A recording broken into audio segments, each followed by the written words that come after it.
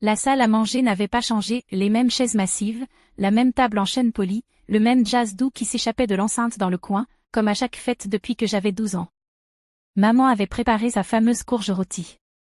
Papa découpait la dinde avec une précision chirurgicale, comme s'il était encore au bloc opératoire. Pendant un instant, j'ai presque réussi à me convaincre que tout allait bien. Puis, en me passant la purée, papa leva les yeux et sourit. Les $2000 par mois, ça te suffit? La fourchette m'échappa des mains. Je clignai des yeux. Quel argent? Un silence. Puis tout devint silencieux.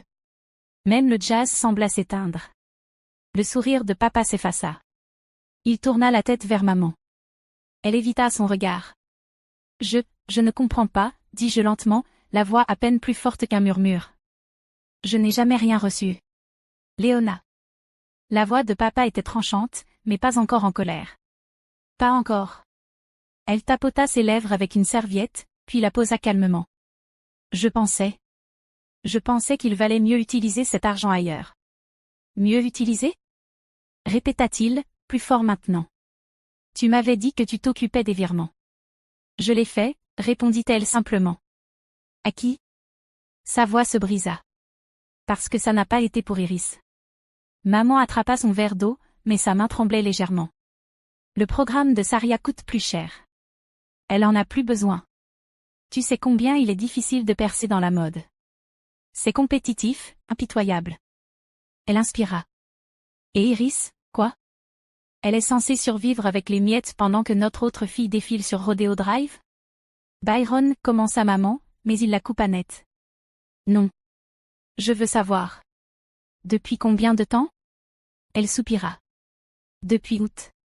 Il se retourna vers moi. Iris, tu n'as rien reçu? Aucun virement. Aucun soutien. Je secouai la tête. J'ai demandé une fois. Maman m'a dit qu'il ne restait plus rien après les frais de scolarité. Ses épaules s'affaissèrent. Je pensais que tu allais bien. Je travaille de nuit, répondis-je. Du tutorat, des shifts au bar, je saute des repas. Mais oui, bien sûr, je vais bien. La chaise de maman grinça lorsqu'elle se leva brusquement. Ne faisons pas ça ici. C'est Thanksgiving. Papa ne bougea pas. Il me regardait comme s'il me voyait pour la première fois depuis très longtemps. Il faut que je prenne l'air, dis-je en me levant.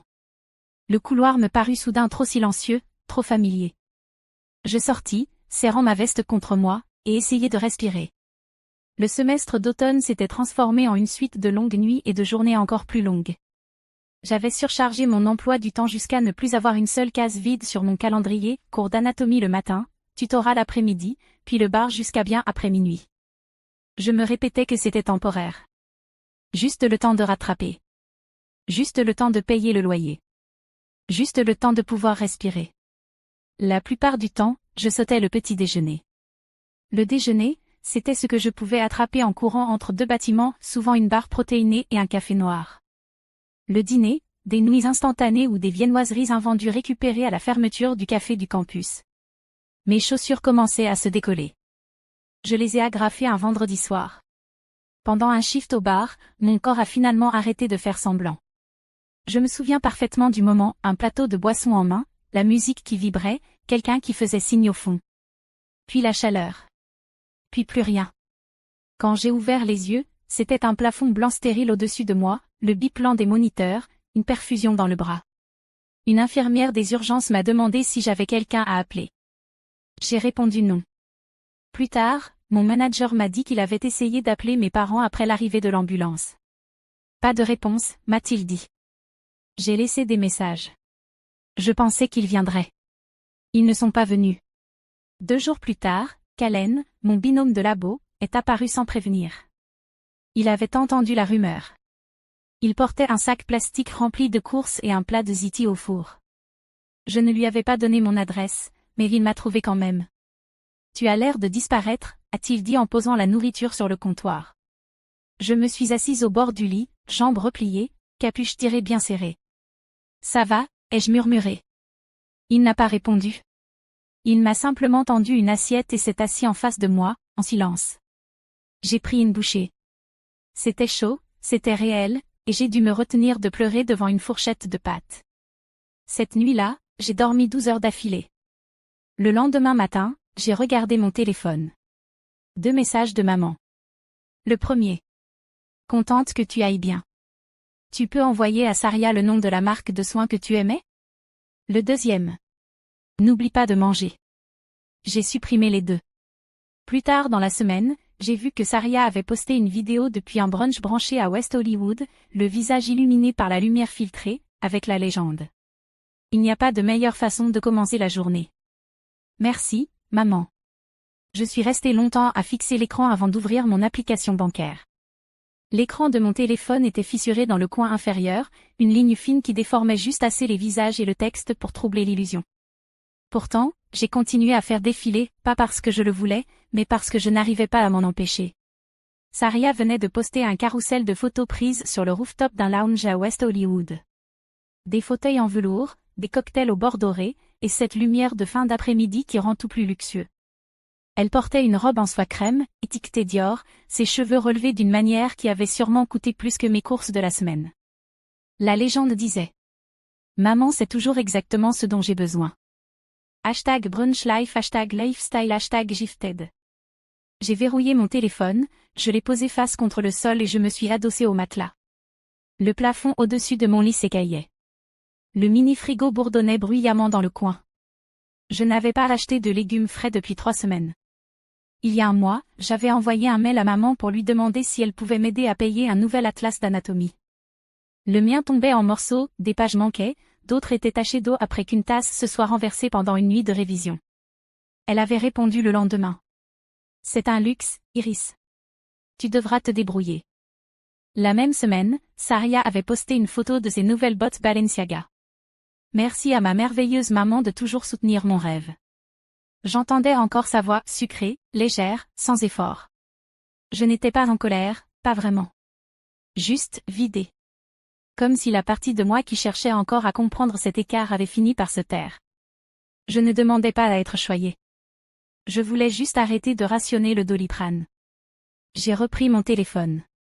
La dernière story de Saria était un court clip, elle riait, les cheveux emportés par le vent, penchée sur le balcon, la ville étalée sous elle comme une scène. Un fond de jazz jouait doucement. Je l'ai regardé 3 fois, puis j'ai coupé le son et ouvert l'appareil photo. La lumière de ma chambre était trop faible pour rendre quoi que ce soit beau. J'ai quand même pris une photo, des ongles écaillés, des doigts calleux, le même sweat à capuche gris que je portais depuis 4 jours. Sans légende. Je ne l'ai pas publié. À la place, j'ai ouvert mes contacts et fait défiler jusqu'à trouver son nom. Je n'avais pas appelé Saria depuis des mois. Nos échanges se limitaient à quelques textos, toujours envoyés par moi. J'ai fixé l'écran, le pouce hésitant, avant d'appuyer sur le bouton d'appel. Saria a décroché à la 2e sonnerie. Sa voix était légère, enjouée, exactement comme dans mes souvenirs. Iris. Waouh, tu n'appelles jamais. Tout va bien? Ouais, mentis-je. Je voulais juste prendre des nouvelles. Ça faisait longtemps. Elle a ri. Je te manque? Bien sûr. Ma voix était plus faible que je ne l'aurais voulu. Elle a commencé à parler d'un récent shooting de mode à Pasadena, du styliste qu'elle n'avait pas aimé, de la pénurie de lait d'amande dans son café préféré. Je l'ai laissé parler, faisant semblant d'écouter, tout en comptant les factures non ouvertes sur mon bureau. Au bout d'un moment, j'ai demandé. Comment tu fais pour gérer tout ça financièrement? Là, c'est pas donné. Oh, répondit-elle avec un haussement d'épaule que je pouvais entendre à travers le téléphone, maman gère. Elle me fait un virement de 3 500 $ chaque mois, parfois plus si j'ai des shootings ou des événements de networking. Ma gorge s'est asséchée. C'est super. Ouais, dit-elle, sans rien remarquer. Elle comprend, tu sais. Elle dit toujours que c'est un investissement pour mon rêve. Bref, et tes cours? Je n'ai presque pas entendu la suite de la conversation. Je hochais la tête et disais « MH, trop bien, au bon moment ». Mon visage était brûlant.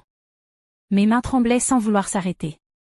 Quand on a raccroché, je suis restée à fixer mon reflet dans la fenêtre.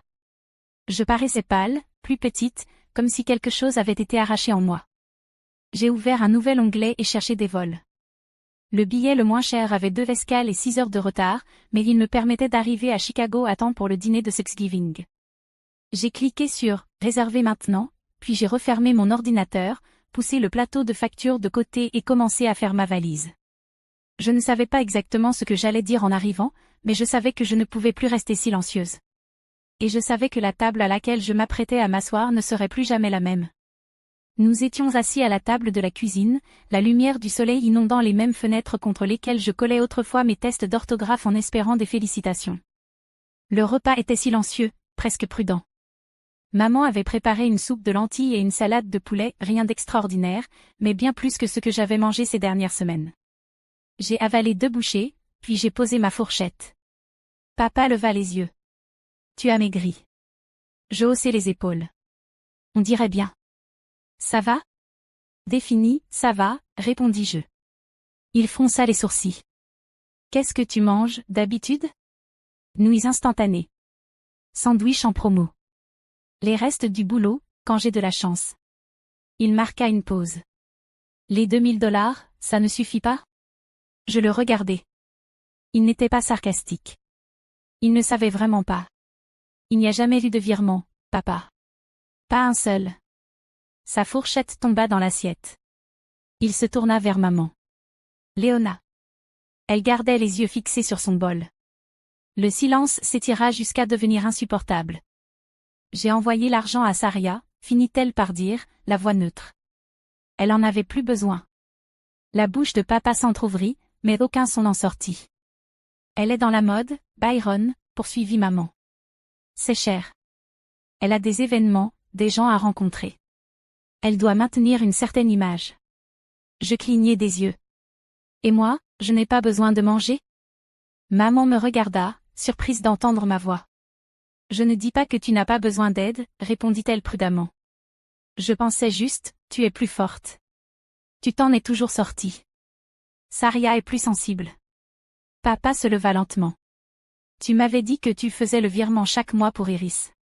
Tu m'as laissé croire qu'elle allait bien. Elle va toujours bien, répondit maman, plus fort cette fois. Papa me regarda de nouveau, cette fois avec quelque chose de plus lourd que le choc. C'était de la culpabilité. Je repoussai ma chaise. Je suis venue chercher des réponses. Je ne pensais pas qu'elles seraient aussi simples. Maman se tourna vers moi, mais j'étais déjà en train de descendre le couloir. Sa voix s'effaçait derrière moi alors que j'entrais dans ma chambre et fermais la porte. Papa frappa ce soir-là. Je ne répondis pas, mais il ouvrit quand même, lentement, comme s'il n'était pas sûr d'avoir le droit d'être là. Je n'arrive pas à dormir, dit-il. Je ne cesse de repasser tout ça dans ma tête. Je me redressai, attendant la suite. Elle m'a dit qu'elle envoyait l'argent tous les mois. Je pensais que tu allais bien. Que tu étais à l'aise. Je ne dis rien. Il s'assit au bord de mon lit. Tu te souviens quand Saria a eu sa voiture? Je hochai la tête. Moi, j'ai eu, peut-être l'année prochaine. Il souffla bruyamment par le nez, comme si ce souvenir lui faisait encore plus mal maintenant. J'avais dit qu'on ne pouvait se permettre qu'un seul véhicule à l'époque. Elle m'a assuré que ça ne te dérangeait pas. Ça me dérangeait, répondis-je simplement. Il hocha la tête lentement. Je repense à cet été. Tu voulais faire ce stage médical. Elle m'a dit que tu avais changé d'avis, que tu voulais rester à la maison pour économiser. J'ai pleuré pendant une semaine quand elle m'a dit qu'on n'avait pas les moyens. Saria est allée en Italie, cet été-là. Il détourna le regard. J'aurais dû poser plus de questions. Elle a rendu ça tellement facile de ne pas le faire. Il resta silencieux longtemps. Puis, elle disait toujours que tu étais indépendante, que tu n'avais pas besoin d'autant, que tu trouverais un moyen. Elle n'avait pas tort, répondis-je. J'ai trouvé un moyen. Mais je n'aurais jamais dû avoir à le faire. Sa mâchoire se contracta. Ce n'est pas une question de force, Iris. C'est une question de justice. Et je suis restée aveugle beaucoup trop longtemps. Je les entendais encore se disputer en bas. La voix de maman montait, tranchante, quelque chose à propos de loyauté. La réponse de papa, plus basse, plus en colère, traversait les murs. Je fermai les yeux. Ce n'était plus une question d'argent. Ça ne l'était plus depuis longtemps. Le lendemain matin, je trouvai papa dans son bureau, les lunettes glissées sur le bout de son nez, en train de faire défiler des relevés bancaires. Il ne m'entendit pas arriver. Iris, dit-il en levant les yeux, il faut que tu saches que je n'ai pas seulement cru ta mère. Il marqua une pause. Je lui ai donné accès au fonds en fiducie, celui créé pour toi et Saria, à parts égales. Je pensais qu'il était bloqué jusqu'à vos 25 ans, mais apparemment, elle a détourné des fonds vers un compte séparé au nom de Saria uniquement. Il se frotta les tempes, la voix tendue. 250 000 $, jusqu'à présent. Je sentis quelque chose bouger en moi. Pas vraiment du choc. Juste une confirmation. Et maintenant? J'ai déjà appelé l'avocat. On commence la procédure pour annuler les transactions. Ça prendra du temps. J'hochai la tête. C'était tout ce que je pouvais faire. Plus tard dans la soirée, leurs voix recommencèrent à monter, cette fois plus tranchantes, plus désordonnées. Tu ne m'as même pas demandé, hurla papa. Cet argent était pour nos 2 filles. Elle en a plus besoin, répliqua maman sèchement. J'ai fait ce qui était le mieux pour elle. Pour elle, dit-il, pas pour nous. Pas pour Iris. Entendre mon nom comme ça, fort, défendu, pas ignoré, déclencha quelque chose en moi que je n'arrivais pas à définir. Je restai debout en haut des escaliers, à écouter. Je te faisais confiance, dit-il encore, plus calmement maintenant. Et tu as volé notre propre fille. Je me détournai avant de pouvoir entendre sa réponse. Je savais déjà à quoi elle ressemblerait. Saria appela 2 jours plus tard. Sa voix était tendue, cassante sur les bords. Maman m'a dit que je ne recevrais plus que 1 000 $ par mois. C'est vrai? Oui, répondis-je. Papa s'occupe des finances maintenant. Elle souffla brusquement. Je ne peux pas vivre avec ça. Le loyer, les cours, les fournitures. Je sais. Un silence suivit, comme si elle attendait que je propose une solution. Je ne le fis pas. Tu trouves vraiment ça juste, demanda-t-elle. Je trouve que ça aurait dû arriver depuis longtemps. Elle raccrocha. Ce soir-là, je surpris maman en train de glisser de l'argent dans une enveloppe. Elle ne me vit pas dans le couloir, mais je savais parfaitement à quoi cet argent était destiné. Papa le découvrit plus tard aussi. Il ne haussa pas la voix. Il se plaça juste face à elle dans la cuisine et dit. Je ne peux plus faire ça. Elle le fixa, sans ciller. J'essayais de la protéger. Il ne broncha pas. Et qui protégeait Iris? Iris va bien, dit-elle. Elle a toujours été forte. Il avait l'air épuisé. Tu répètes ça comme si ça excusait tout. Je voulais juste le meilleur pour Saria. Il secoua la tête. Et qu'est-ce qu'Iris a eu, elle? Maman ne répondit pas. Le lendemain matin, il appela un avocat. À la fin de la semaine, il avait déposé une demande de séparation légale. La maison semblait différente. Plus calme. Comme si quelque chose s'était fissuré, laissant entrer un air qui n'avait jamais eu le droit d'exister ici. Maman passait ses journées comme sous l'eau, elle cuisinait, pliait le linge, réorganisait des livres qui n'avaient pas été touchés depuis des années, mais elle ne me parlait pas. Pas vraiment. Je restais 2 nuits de plus. Le silence entre les pièces s'étirait, comme quelque chose que personne n'osait nommer. Et lorsque je fermais ma valise, dipant la dernière poche, elle se tenait dans l'embrasure de la porte, les bras croisés, comme si elle ne savait pas si elle allait dire quelque chose ou non. Elle ne dit rien. De retour à Philadelphie, les journées avaient un autre goût. J'ai quitté 2 de mes shifts au bar, gardant seulement les week-ends. J'ai continué les cours particuliers parce que j'aimais la clarté silencieuse qu'apporte le fait d'expliquer aux autres. Le reste du temps, j'étudiais, je dormais et je mangeais enfin de la vraie nourriture. Mes notes ont grimpé rapidement, pas parce que je suis devenue plus intelligente, mais parce que je pouvais enfin respirer. Je me suis acheté une paire de baskets neuves. Pas chères, juste en bon état. Elles représentaient une amélioration que j'ai dû gagner 2 fois, une fois par le travail, une fois par la dignité. Saria m'écrivait plus souvent. Au début par habitude. Puis, c'est devenu autre chose. Elle envoyait des photos de tenues qu'elle avait composées pour des clientes de la boutique. Ce n'est pas du luxe, mais je les aime plus, m'a-t-elle écrit un jour. Elle me ressemble vraiment. Je ne savais pas quoi répondre, alors j'ai simplement dit. Je suis contente. Un soir, elle a appelé sans prévenir. Sa voix était plus douce que d'habitude. Je crois que je comprends enfin. Comprends quoi? Ce que ça t'a coûté. Tout ça. Il y a eu un silence, suffisamment long pour sonner vrai. Je ne voulais pas le croire, dit-elle. Parce que si je le faisais, je devais admettre que maman a rendu les choses plus faciles pour moi, et que ça voulait dire qu'elle les a rendues plus dures pour toi. Je me suis appuyée contre le dossier de ma chaise, les yeux levés vers le plafond. Je n'ai pas besoin que tu culpabilises, dis-je. Juste, ne prétends pas que c'était juste. Je ne le ferai pas. Nous restâmes silencieux un moment. J'entendais le tintement d'un verre de son côté, sûrement du thé, pas du vin. Saria n'avait jamais aimé l'alcool. Elle détestait le goût. J'avais toujours trouvé ça amusant. Elle s'éclaircit la gorge. Tu rentres pour les fêtes? Je ne sais pas, papa y va. Moi aussi. Elle hésita. Peut-être qu'on pourrait y aller ensemble, ajouta-t-elle. Je ne répondis pas oui, mais pas non non plus. Cela fait 1 an depuis ce dîner. Je suis toujours à Philadelphie, toujours à l'université, mais tout semble plus stable maintenant. Je dors. Je mange. J'étudie sans regarder l'horloge comme si elle me menaçait. Mes professeurs ont remarqué la différence. Moi aussi. Saria est toujours à Los Angeles, mais elle n'est plus la fille qui postait chaque brunch sur Instagram.